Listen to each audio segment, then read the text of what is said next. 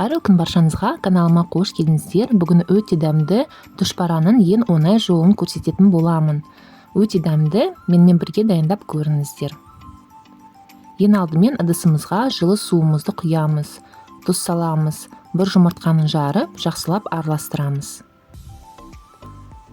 Үстіне ұнымызды біртіндеп салып, қамыр елейтін боламыз.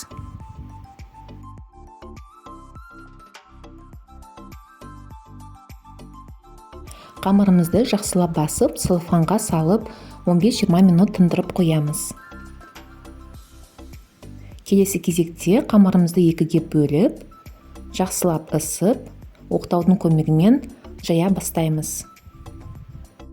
Қамырды осындай жолақтарға бөліп аламыз. Ортасына тартылған етке тұз, бұрыш, жуа салып, осылай тізбектеп ортасына жайып аламыз.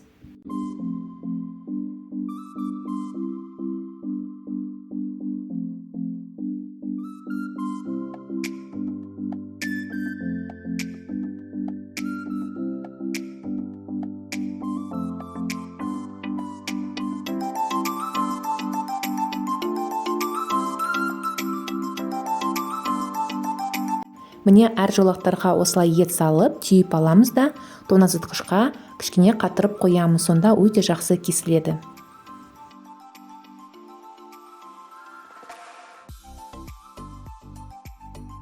Кесілген тұшпараларды қайнатылған суға 5-6 минут пісіріп аламыз.